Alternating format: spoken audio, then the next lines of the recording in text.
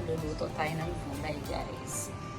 Magluluto tayo ng pechay na gulay. Ito ang ating mga ingredients. Ayan, ang ating mga ingredients. Unahin natin ang pechay. Ayan, kailangan natin ang pechay.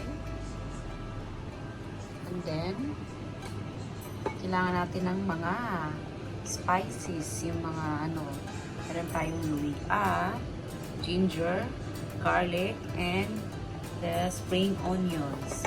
And meron din tayong mix na seafoods na meron siyang hipon, meron siyang squid, meron siyang asari, yung ano ng shell. Ayan, depende sa inyo kung anong gusto nyo ilagay sa inyong seafoods. At meron din tayong dalawang klase ng mushrooms. Meron tayong maliliit na mushrooms. Ayan. At saka ito, yung tenga ng daga. Ayan, masarap yan, guys. Favorite ko yan. And of course, meron tayong quail eggs na maliliit. Quail eggs. And of course, yun. Para lalo siyang bumango, lagyan natin siya ng red and green bell pepper. And of course, hindi mawala ang ating kaunting karne. Ang ginawa ko nito, guys, sa karne na to, slice ko na siya ng maliit. Tapos, lagyan nyo siya ng ng mantika, kaunting mantika. Tapos, lagyan nyo ng pampalasa, kung anong meron kayo dyan pampalasa. Tapos, yung white pepper or black pepper, depende sa inyo. Tapos, lagyan nyo ng cornstarch na makunti lang. Depende sa kung gaano karami yung niluluto nyo. Ganon din. Tapos, lagyan natin ng last na sesame oil para mabango siya, tumikip yung ano. Tapos, syempre, magawa din tayo ng ng gaw-gaw mamaya. Kaya, mag-prepare tayo ng dito, cornstarch. Ayan, mamaya i-mix natin yung gaw-gaw pag malapit na siyang maluto. And ang ating pampalasa, kung anong meron kayo dyan. Gamit ko dito yung lagi kong ginagamit na sumisyantan. Pwede kayong gumamit ng mga magic sarap or nor cubes kung anong meron kayo. At of course, nagamit din tayo ng asin at saka brown black pepper. Ayan. So, ayan na, guys. Magluluto na tayo, guys. Ihanda na natin ang ating pan. Itin lang natin. And then, lagyan natin ng olive oil or pwede na yung mantika lang. Ayan. Mas healthy kasi itong olive oil, guys. Kaya ito lagi kong ginagamit. Ayan. So, painitin muna natin bago natin nilagay ang ating mga sangkap na gulay. Ayan. Hindi pala gulay. Ano pala, unahin natin yung spices pala. Okay, lagay natin ang ating spices, guys. Yung ating garlic, ginger, at saka yung ating spring onions. Tapos yung konting papangoy lang natin ng konti dyan sa gilid. Yan, pwede na yan. And then ilagay natin ang ating karne. Yan.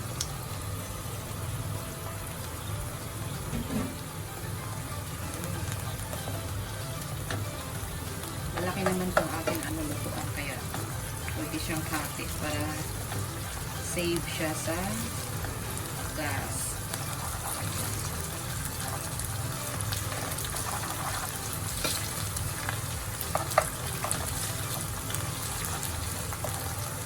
Lutuin lang natin to hanggang siya, mag-iba yung kulay ng ating karne. Golden brown yung ating karne. Ayan, pwede na natin ilagay yung ating next na ingredient.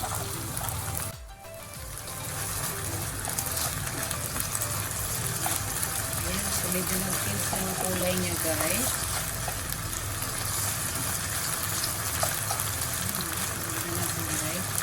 Pwede na natin ilagay ang ating seafoods dito sa gilid. Ayan natin ating seafoods.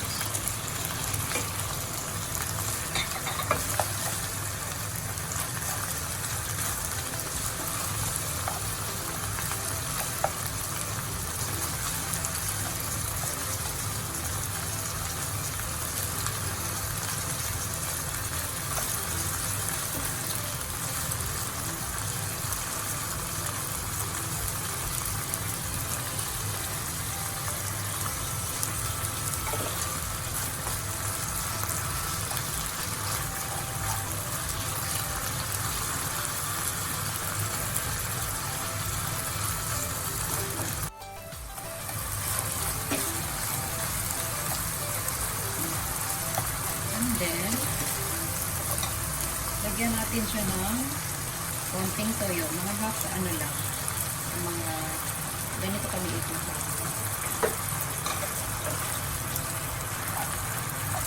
Tapos, lutuin natin siya guys ng 5 minutes dito para lumambot siya yung karne niya. Takpan muna natin. And after 5 minutes guys, ayan, tingnan muna natin siya. Yan na yung kanyang hitsura. Tapos, isunod natin ang ating tenga ng daga. Kasi ano to siya eh. Kailangan natin lutuin siya ng konti kasi yung gulay madali siya maluto. Lutuin muna natin siya ng mga 2 minutes muna.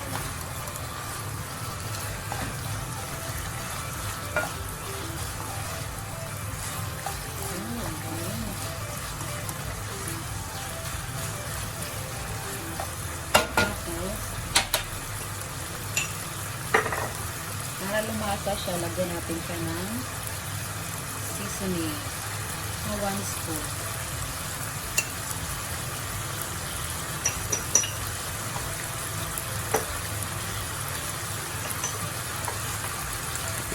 Tapos, paminta.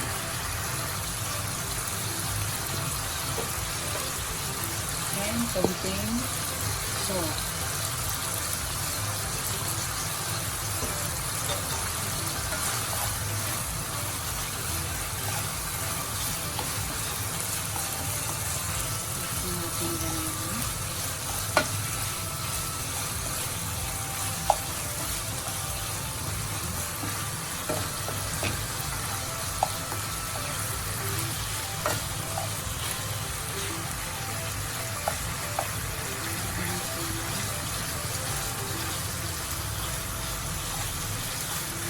Yung gulay na lagi namin niluluto nung maliliit pa kami guys. Kaso nga lang, walang karne. Kasi ayaw ng nanay ko na nilalagyan ng karne. Puro lang kami seafood ang nilalagay namin. Ayan, nandito na tayo sa Japan. Nag-middle up na siya. Ayan, may kaunti na siyang karne. Ayan, bango. Super bango. Okay. Tapos, sunod na natin ang ating pechay.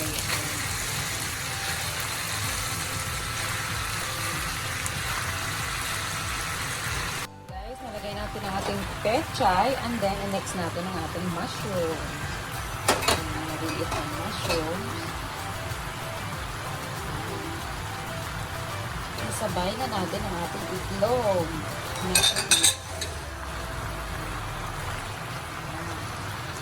Tapos, cover natin and lutuin natin siya ng 3 minutes more.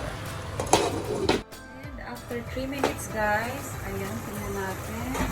Ayan, nagsasabaw na siya. Marami ng sabaw kasi yung pechay natin is matubig siya. Kaya nunid na ng tubig guys. Or pwede rin lagyan nyo ng tubig kung gusto nyo medyo masabaw-sabaw yung konti ang gusto nyo.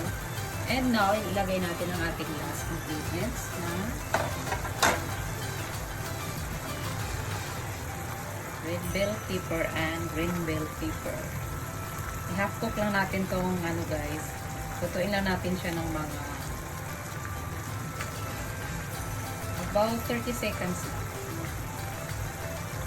Ayan. Tapos, check natin yung lasa niya. Yung lasa niya.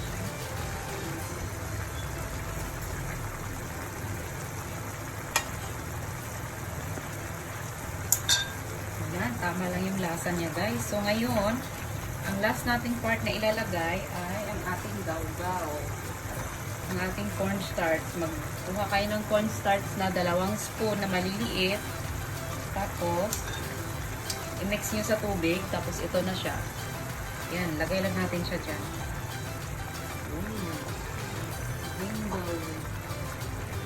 Ayan, para lumapot siya. Para masarap na siyang tingnan. Diba? Malapot na. Tapos yung lasa niya is tamang-tama lang.